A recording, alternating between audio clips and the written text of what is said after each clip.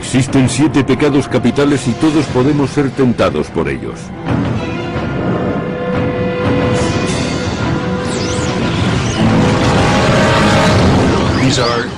Son pecados mortales y tienen graves consecuencias en nuestra vida espiritual. Lujuria, envidia, gula, pereza, avaricia, ira y soberbia. Según la teología cristiana, para cometer uno de estos pecados mortales no hace falta más que desearlos. Las Escrituras dicen que el pecado se paga con la muerte.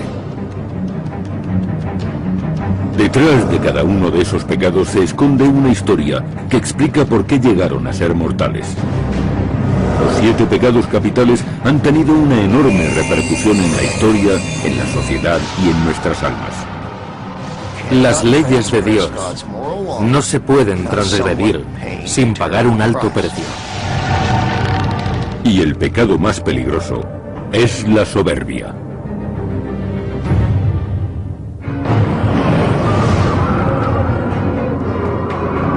Los 7 pecados capitales son una importante concepción cristiana, aunque realmente no aparecen en la Biblia. Surgieron en los desiertos de Egipto más de 300 años después de que fuera escrito el Nuevo Testamento. En el año 375 después de Cristo, el monje cristiano Evagrio Pontico se retiró a un monasterio cristiano. Allí empezó a catalogar las tentaciones del alma y creó una lista de las más peligrosas. Evagrio consideró que podía reducirla a 8 terribles tentaciones.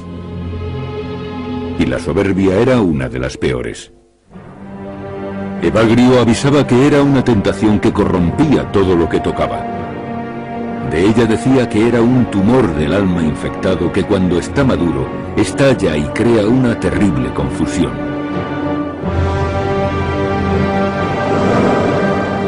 Los 7 pecados capitales evolucionarían finalmente hacia el año 590 después de Cristo, cuando el Papa Gregorio el Grande examinó la lista de Evagrio. Lo redujo a 7 y cambió la denominación de tentaciones por pecados. Y dijo además que eran mortales. Para el Papa Gregorio, la soberbia era el peor de los 7 pecados capitales. Era la base de todo el mal. De acuerdo con ello, escribió: la soberbia es la semilla de todos los pecados. Pero, ¿qué es la soberbia? ¿Y por qué se la considera tan maligna? La soberbia es definida como una forma de arrogancia, un sentido embriagador de la importancia de uno mismo. Según los teólogos, la soberbia hace creer a las personas que no necesitan a Dios. Los vicios trabajan juntos bajo la dirección del peor de todos ellos, y ese es la soberbia.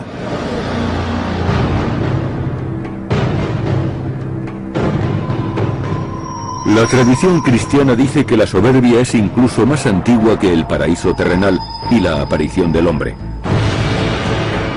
Manchó el propio tejido de la creación desde el inicio del tiempo, hasta el nacimiento del mismo demonio.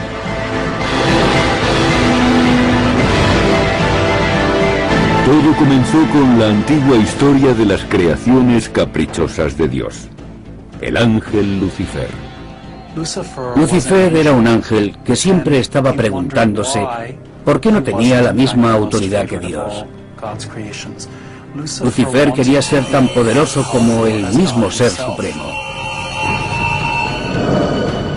Tanto el judaísmo como el cristianismo y el islam tienen leyendas diferentes pero similares sobre la caída de Lucifer de la gracia de Dios.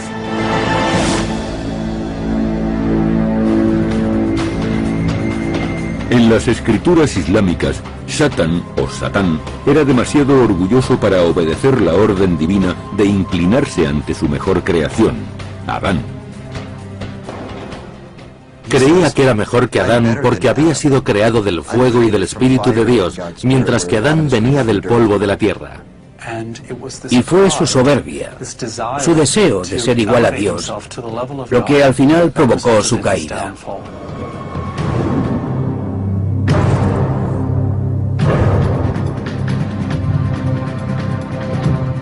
Guiado por su soberbia, el rebelde Lucifer dirigió una sublevación contra Dios.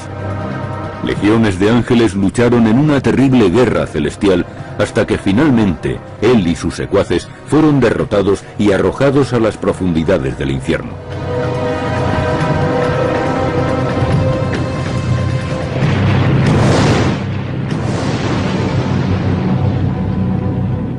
Con la derrota de la criatura más amada de Dios, Lucifer, este cayó de los cielos y se convirtió en la encarnación del mal, Satán. Esta es una de las más terribles historias religiosas, pero no aparece en la Biblia. La caída de Lucifer proviene de antiguas leyendas escritas en algún momento entre la aparición del Antiguo y del Nuevo Testamento. Pero aunque no se encuentra en la Biblia, esta narración es una poderosa parábola sobre la destrucción que causa la soberbia.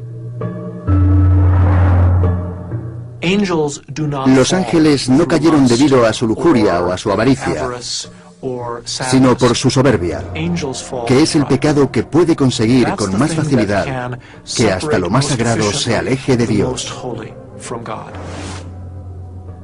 Respecto a esto, somos bastante similares al ángel caído, porque este ángel también fue exiliado por Dios. La rebelión de Lucifer prosiguió, ya que juró envenenar la mayor creación divina, el hombre. Satán abandonó su trono en el infierno para seducir a los nuevos habitantes de la tierra, Eva y Adán. La misma soberbia que había causado la ruina de Lucifer iba ahora a beneficiarle en su oscuro propósito.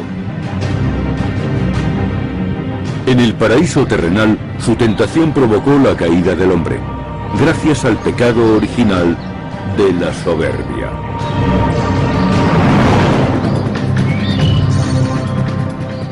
Según la tradición cristiana, la soberbia fue el pecado de Adán y Eva. No respetaron el orden de Dios, y la serpiente, el demonio, les indujo a que no siguieran su consejo. Disfrazado de serpiente, el demonio animó a Adán y a Eva a que comieran el fruto prohibido que maduraba en el árbol de la ciencia del bien y del mal. A pesar de los graves avisos de Dios, Adán y Eva pecaron. En lugar de conseguir la sabiduría divina, la manzana los llevó a un mundo amargo lleno de vergüenza y dolor. Su inocencia desnuda quedó expuesta y su paraíso fue destruido. Satán no trajo el pecado al mundo, sino la tentación que se propagaría más adelante, pues no pudo ser contenida. Es como una grave enfermedad que hace que el resto de las partes vivas se contagien.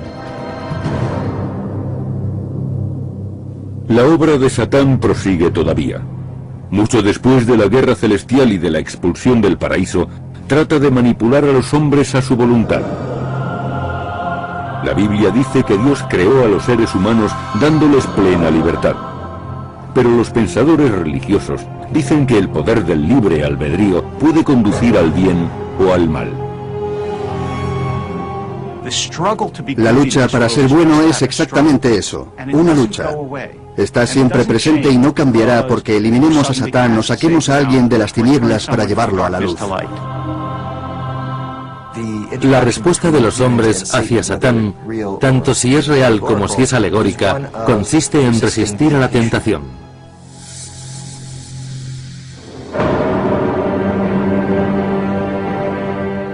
A lo largo de la historia, incluso los hombres santos han sido inducidos al pecado. Cuando el monje cristiano Evagrio Pontico escribió su lista, contenía 8 pensamientos malignos, y el peor de todos era el pecado de la soberbia. Al principio la soberbia era tan importante que tenía un doble contenido, o si así se prefiere, 2 pecados. Evagrio dividió la soberbia en dos vicios diferentes: vanagloria y orgullo. Los dos vicios más peligrosos son los de la vanagloria y el orgullo.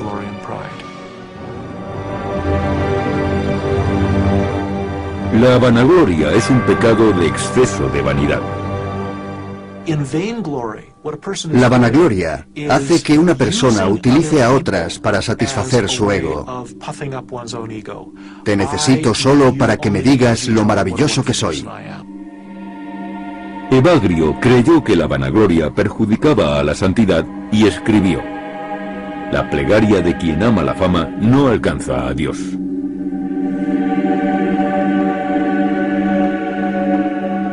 Mientras que este pecado necesita el apoyo de otros, el pecado del orgullo solo necesita a uno, a sí mismo.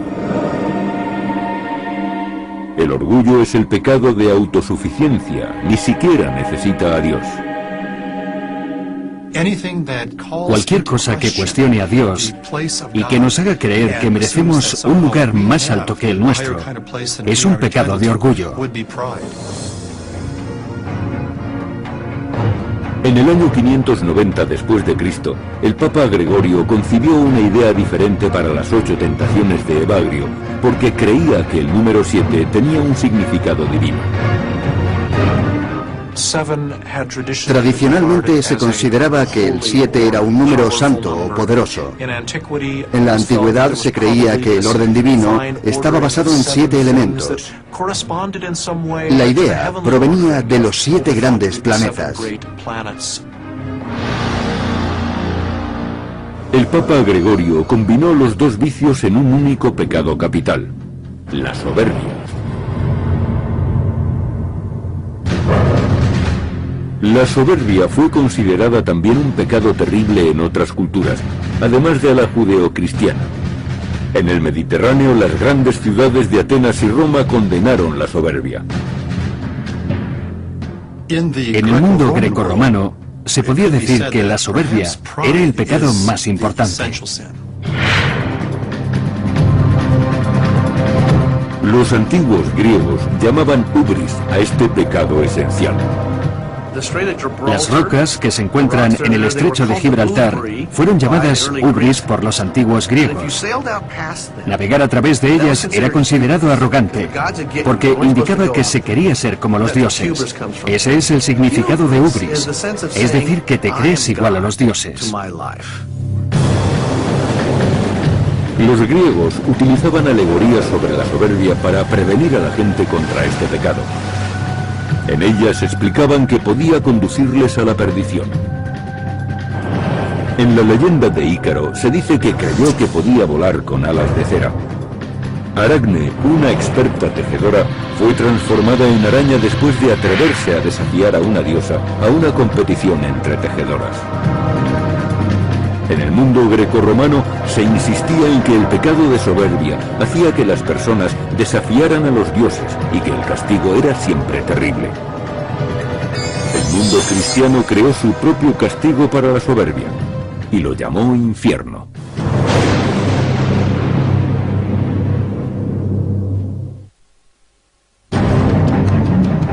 Los 7 pecados capitales han sido considerados la guía moral de los cristianos durante siglos. Desde tiempos antiguos, siempre se dijo que el pecado de orgullo era demoledor para el alma, destructor de hombres, un insulto a Dios y un veneno para la sociedad.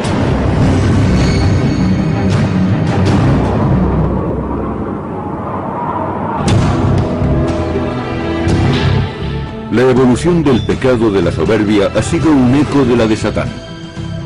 Siempre se creyó que él y su ejército de demonios eran ángeles caídos.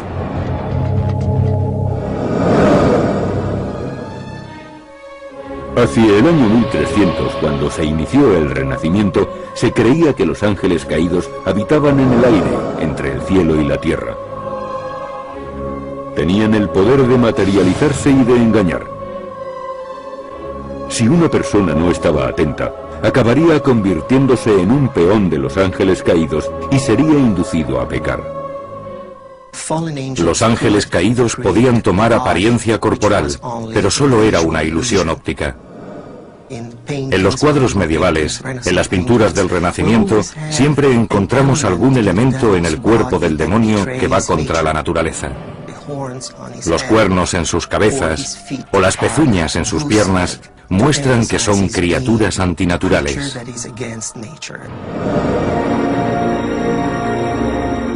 Se dice que los ángeles caídos prefieren utilizar la soberbia para tentar.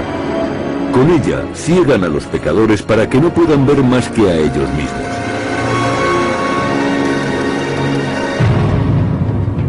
Alrededor del año 1320, el poeta italiano Dante Alighieri le puso una cara humana al infierno. En la Divina Comedia, el poeta romano Virgilio acompaña a Dante a través del infierno, el purgatorio y el cielo. Se cree que Virgilio personificaba a la razón y Dante a la humanidad.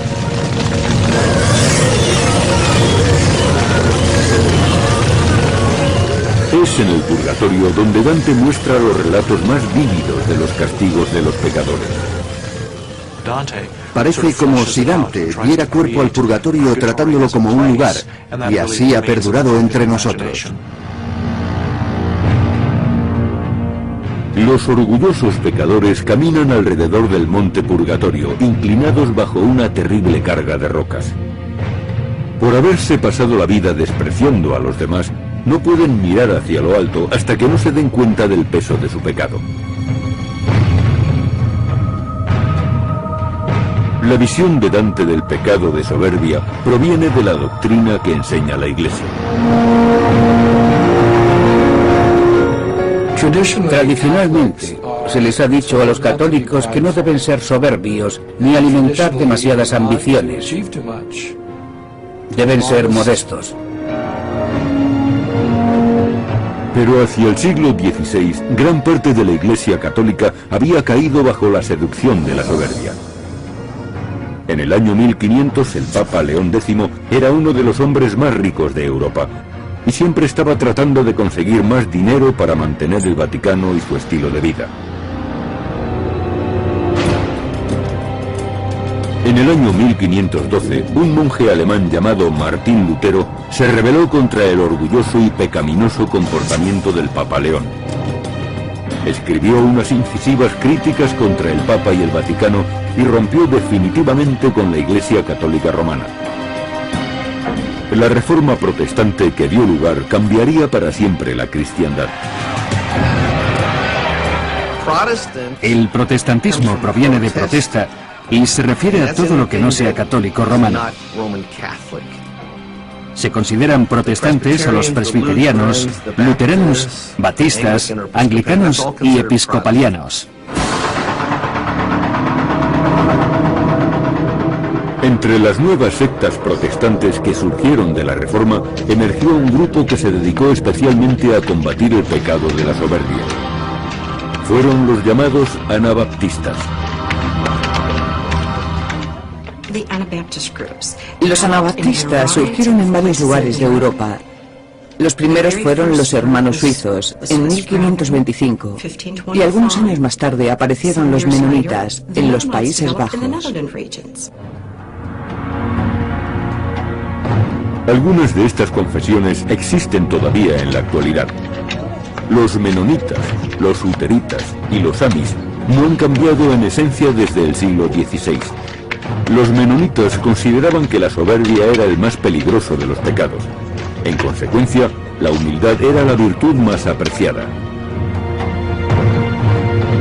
Los amis adoptaron también esta creencia y la desarrollaron más todavía, favoreciendo una cultura dedicada a censurar todas las formas de soberbia.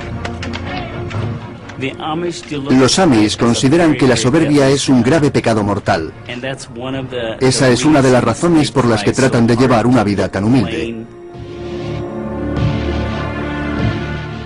La confesión de los amis tuvo origen en 1693, cuando los menonitas empezaron a seguir las enseñanzas de Jacob Amann. Jacob Amann tenía 30 años cuando se convirtió en uno de los dirigentes de la iglesia menonita.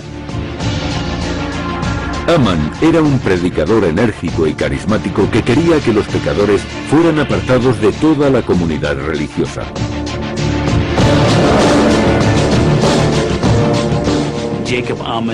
Jacob Aman tenía firmes ideas sobre la excomunión y el rechazo a los excomulgados. Probablemente ese fuera el asunto más importante de su tiempo. Decía que no se debe compartir la mesa con los excomulgados. Y si estaban casados, no debía existir ninguna relación sexual entre marido y mujer. Eran personas que debían permanecer completamente aisladas hasta que se arrepintieran y quisieran regresar al seno de la comunidad. Hace 300 años, Jacob Aman preparó el terreno en América para asentar la cultura Amish tal y como la conocemos hoy en día.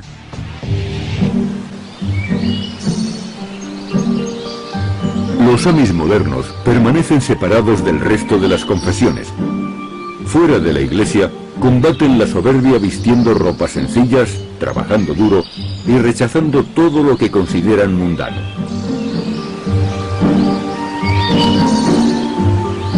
La formación acaba a los 14 años.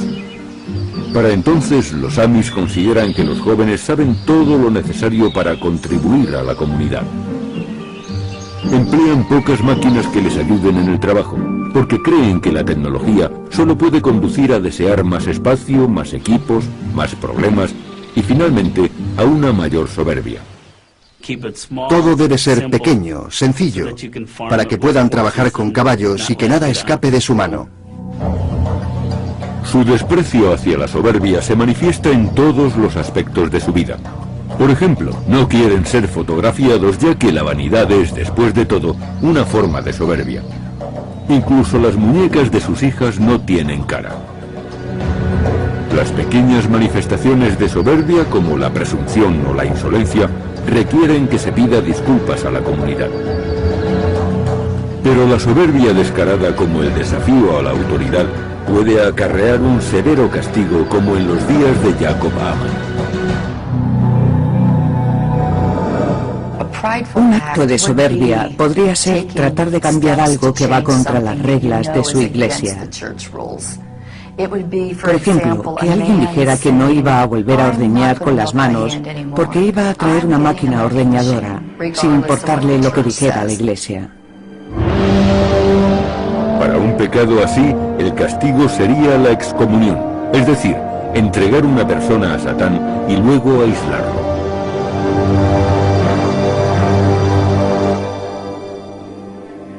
Pero a pesar de sus esfuerzos, los Amish no son inmunes a la soberbia.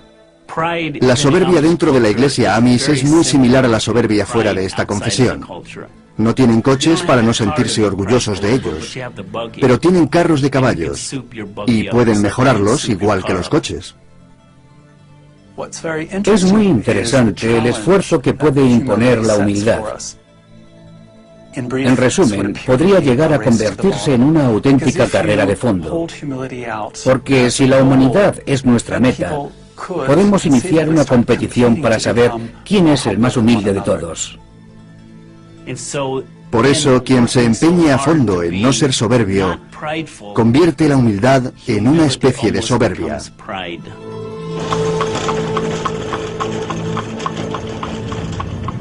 La soberbia es un pecado mortal que la mayoría de las religiones tratan de apartar, pero ninguna ha tenido demasiado éxito. Sin embargo, muchas personas han sucumbido a esa tentación y la han abrazado.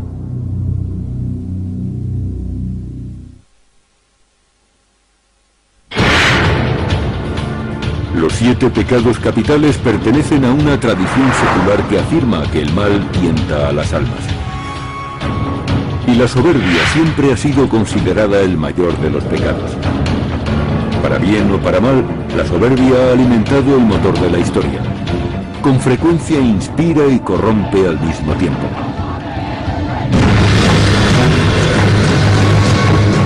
Un ejemplo, el emperador que se coronó a sí mismo porque creyó que nadie era digno de hacerlo.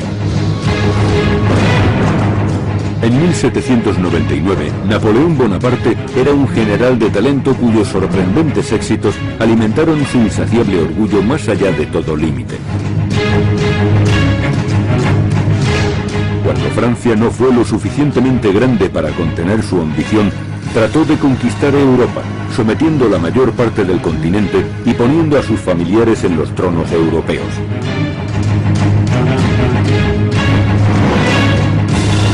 Creyéndose invencible, el emperador envió 500.000 de soldados a Rusia en una invasión mal planeada. Y cuando su ejército abarcó más de lo que podía, sus enemigos se echaron sobre él. Napoleón fue obligado a abdicar y fue exiliado a la isla de Elba en el año 1814. Escapó y volvió a reunir a su ejército, pero fue definitivamente derrotado en la batalla de Waterloo en 1815. Murió durante el exilio en la isla de Santa Elena. Waterloo ha permanecido para siempre como sinónimo de derrota y de soberbia sin medida.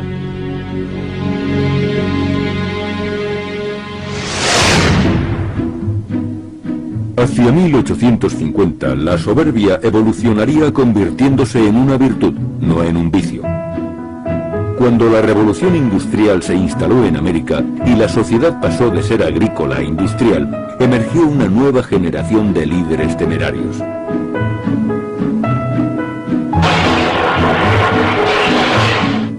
Las ciudades crecieron enormemente con las industrias del acero, los astilleros y los ferrocarriles. Esta época de oportunidad hizo que muchas personas modestas se convirtieran en magnates. Recordemos a Andrew Mellon, Andrew Carnegie, Cornelius Vanderbilt. Esos varones del robo fueron brillantes empresarios que supieron aprovecharse de aquel cambio y amasaron enormes fortunas. Su riqueza era fabulosa y a veces la consiguieron demasiado rápido. Uno de los más famosos varones del robo fue William Randolph Hearst, que ganó muchos millones con su imperio editorial. Hearst demostró su soberbia cuando construyó su mansión Hearst Castle de 8.400 metros cuadrados en su finca de California de 16.000 hectáreas. A lo largo de una muy opulenta vida, adquirió bienes en todo el mundo. Fue un hombre que tuvo esencialmente de todo.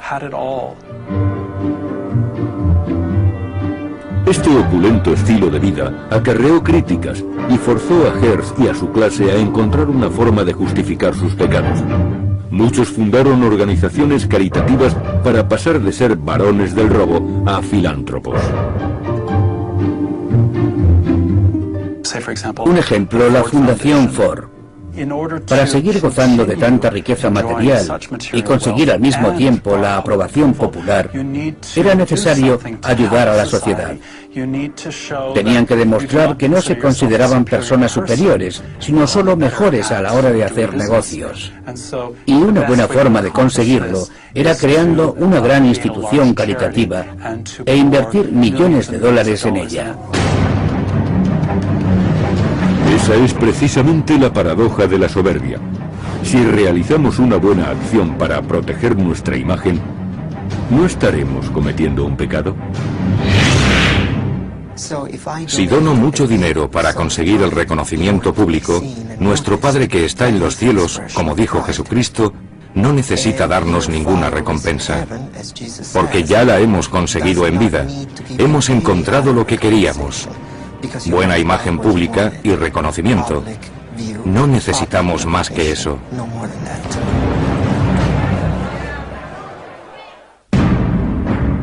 La soberbia puede inducir a la confusión. Lo que puede parecer caridad no es más que una consecuencia de la arrogancia. Igual que el demonio sabe disfrazarse, la soberbia puede parecer algo bueno. Aunque sentirse orgulloso de uno mismo puede ser definido como pecado, existe otro tipo de orgullo que a veces se confunde con una fuerza provechosa.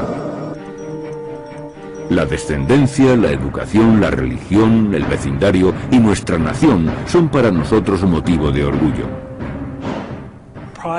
El orgullo casi invariablemente implica una comparación entre tú mismo y otra persona, o entre tú y un grupo de gente.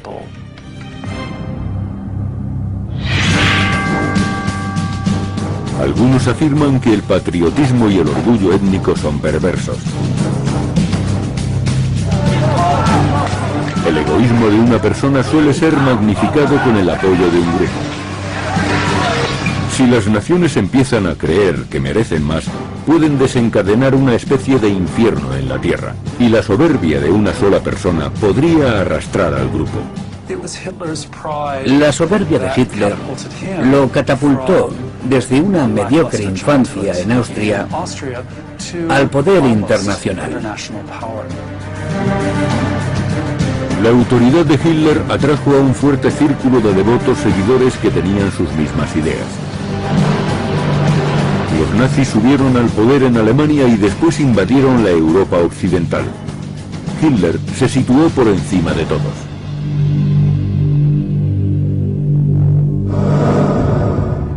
Hitler trató de eliminar lo que consideraba que era la principal amenaza de la raza aria, los judíos. El éxito de Hitler significó una horrible muerte para muchos. En el transcurso de una terrible y costosa guerra en la Europa del Este y del Oeste, Hitler desapareció llevándose con él su sueño de superioridad aria.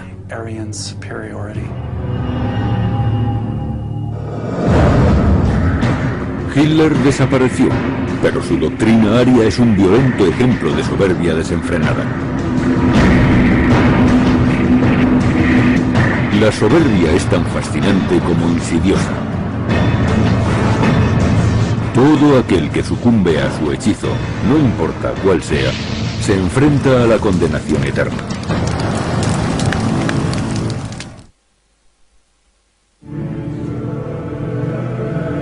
El Papa Gregorio el Grande fue el primero en denominar a la lujuria, la envidia, la gula, la pereza, la avaricia, la ira y la soberbia como los 7 pecados capitales. Y según él, el más peligroso de todos es la soberbia.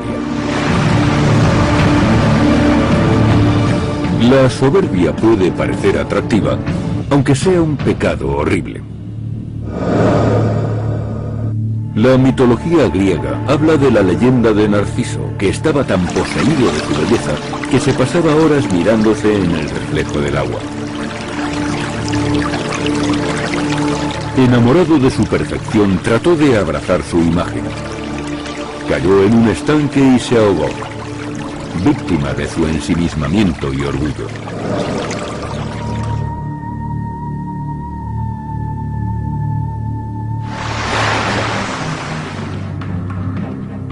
Esta leyenda es el origen del término narcisista, alguien que se siente tan orgulloso de sí mismo y de lo que hace, que para él no existe nada más.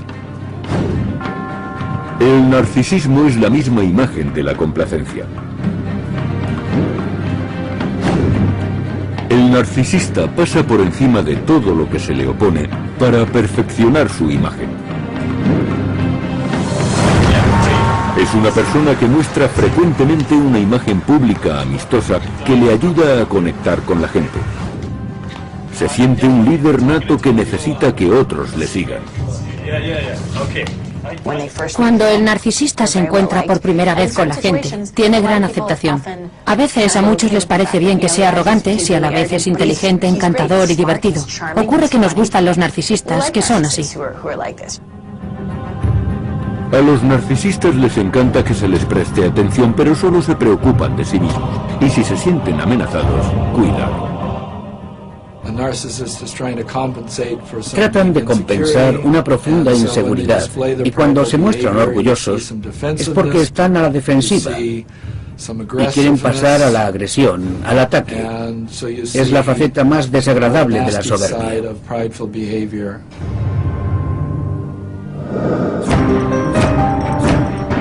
La soberbia puede mostrarse también como vanidad. Eso cambia de cultura a cultura, e incluso de época a época. En gran parte de Europa, y desde luego en la Inglaterra del siglo XIX, cuanto más gordo se estaba, más respeto se conseguía. Si una persona y su familia eran obesos, significaba que tenían buenos recursos. A lo largo de la historia, estar bronceado no era motivo de orgullo, más bien lo contrario. Indicaba que se era un trabajador corriente. Por supuesto, eso ha cambiado en nuestros días. Muchas personas van a broncearse a un instituto de belleza si viven en un clima frío. El color moreno significa que se tiene tiempo libre para irse a tostar bajo el sol a una playa.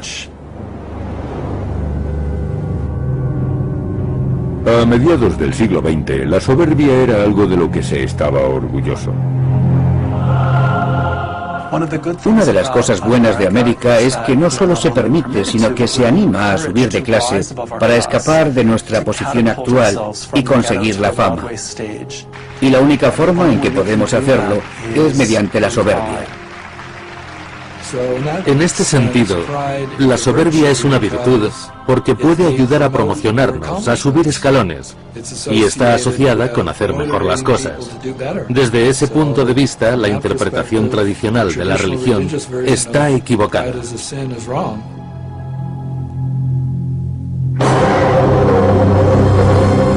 Para el creyente, el camino del pecado siempre ha conducido al infierno.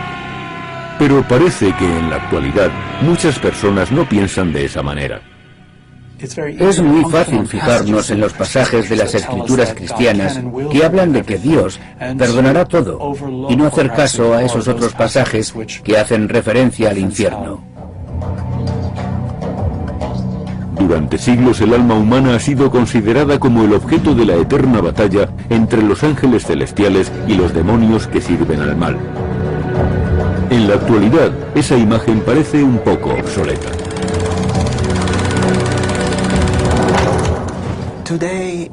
En nuestros días, creemos menos en la influencia de los ángeles y más en nuestra libre voluntad. En el Evangelio, San Juan define el pecado en una carta como una falta contra la ley. Pero en una sociedad donde la lógica más elemental nos dice, si te sientes bien, hazlo, y la soberbia es algo positivo, el orgullo no es considerado pecado. También puede ser que al celebrar la soberbia hayamos suprimido totalmente el concepto de pecado. Gregorio el Grande creía, igual que muchos teólogos cristianos posteriores, que los 7 pecados capitales podían reducirse solamente a uno, a la soberbia. Pero si ahora la soberbia no es pecado, entonces los demás pecados podrían también quedar reducidos a algo irrelevante. La soberbia puede ser más compleja de lo que creemos. Nuevas investigaciones sugieren que existen 2 clases de soberbia. Una conduce al éxito y la otra al infierno.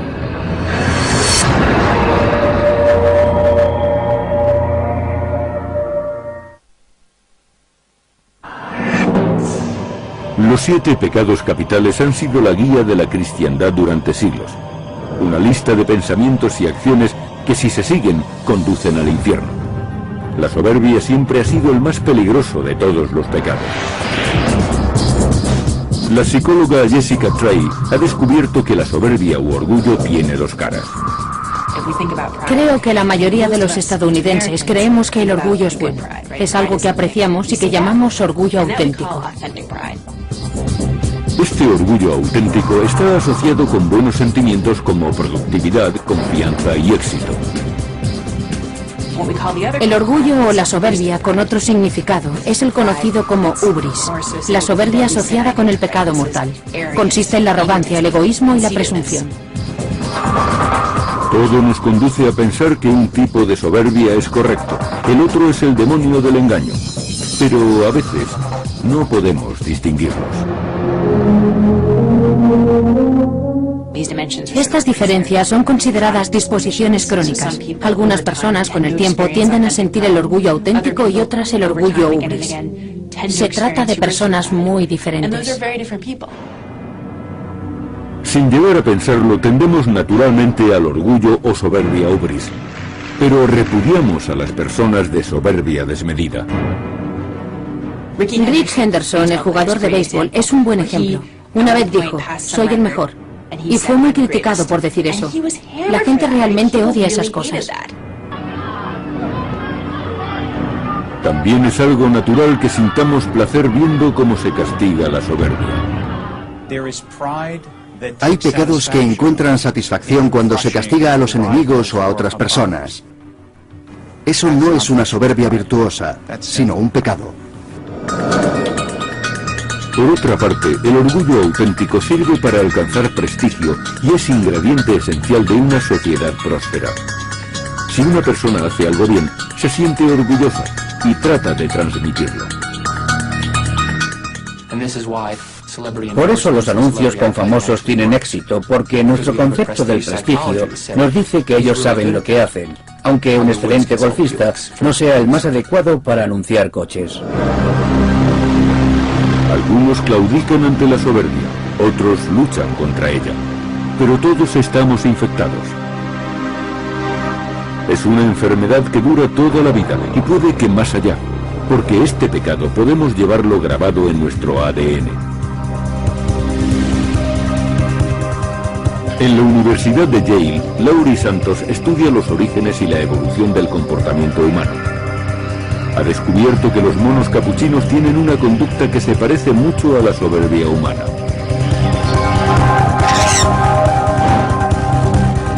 Los economistas han estudiado la tendencia irracional que tienen las personas a sobrevalorar lo que poseen simplemente porque es suyo. Los científicos lo llaman el efecto de certidumbre. Los psicólogos tienen la hipótesis de que el efecto de certidumbre se debe al gusto por los objetos poseídos que son de alguna utilidad. Como cuando nos sentimos orgullosos de una vieja tumbona o de nuestra casa. Debido a que nos valoramos tanto, nuestro orgullo se contagia a las cosas que poseemos. Laurie Santos quería saber si los monos capuchinos compartían también el efecto de certidumbre. En igualdad de condiciones, ¿prefieren esos monos los cereales que ya tienen o unas manzanas que podrían conseguir fácilmente? Ya que los alimentos son equivalentes, se podría esperar que los monos quisieran tener mitad y mitad. De hecho, cuando los monos tienen cereales, parecen darles un mayor valor. Y para que los dejen, hay que ofrecerles muchas manzanas. Los monos capuchinos, como las personas, sienten cierto orgullo por sus posesiones.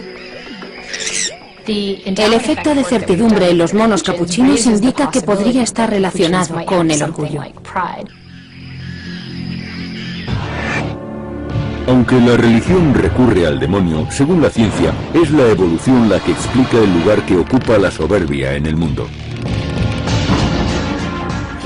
Si los monos se comportan así, ¿cómo podríamos tacharlos de irracionales si existen desde hace unos 35 millones de años? Si los creyentes tienen razón, las puertas del infierno deben de estar colapsadas. Si creemos que la soberbia puede hacer que vayamos al infierno, todos nuestros antecesores primates deberían estar allí. Así que el infierno debe de estar a rebosar.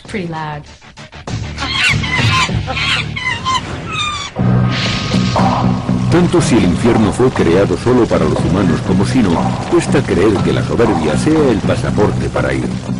La naturaleza de la soberbia es más complicada que todo eso.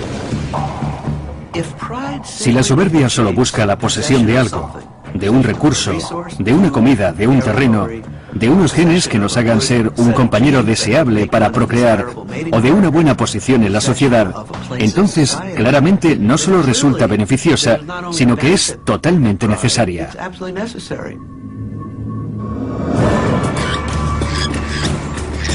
¿Qué es entonces el pecado de soberbia? Esta es una pregunta que afecta a los 7 pecados capitales. A pesar de los avances de la ciencia y de los estudios sociológicos, el mal sigue siendo un misterio. Por esa razón, los 7 pecados capitales son tan importantes en la actualidad como en los principios de la historia.